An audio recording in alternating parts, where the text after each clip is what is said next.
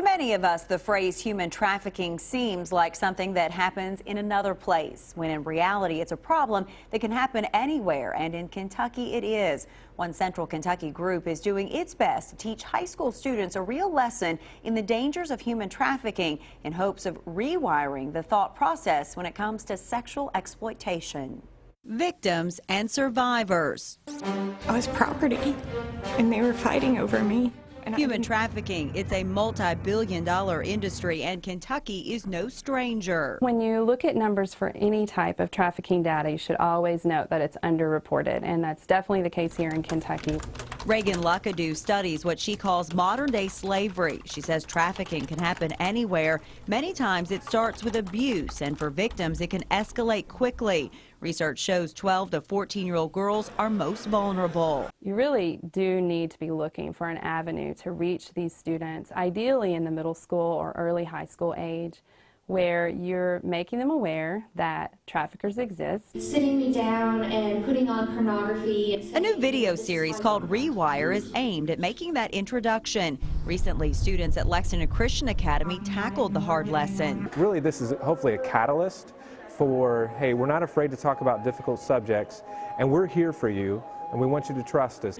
It's a lesson plan that includes testimony from women who were all exploited. It's a learning curve for all. For some of us, this is also new information. The videos were created by Refuge for Women, who helps fight sexual exploitation. The four-part series focuses on human trafficking, the dangers of pornography, sexual abuse, and social media. All avenues experts say can lead to someone being trafficked. You guys have no idea how much it means to me to just see these issues being talked about. Meredith Crockett, a high school junior, was inspired to bring Rewire to her Lexington youth group. Crockett wishes its topics were discussed more among her peers. I've always just known that these issues have been present in our world and present in teenage life, but I just had always seen this sense of apathy towards these issues. Nicholasville police officer Scott Harvey first launched the program at a Safe Schools conference last year. A longtime DARE officer, he's seen how education and prevention go hand in hand,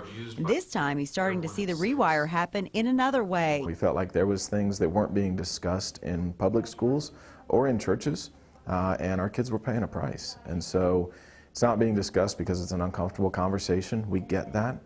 So we said we're going to put videos together that will be the uncomfortable conversation in the beginning to break the ice. The goal now for Harvey, who works alongside Refuge for Women, is for thousands of students to take part. Crockett is pushing for Rewire to be offered in her West Jessamine High School. A tall order, but one Reagan Luckadoo says other states are doing to help educators spot trafficking and report it. Our teachers in Kentucky are trained really well on issues of bullying and safety issues and child abuse. And so we just need to add this to the list.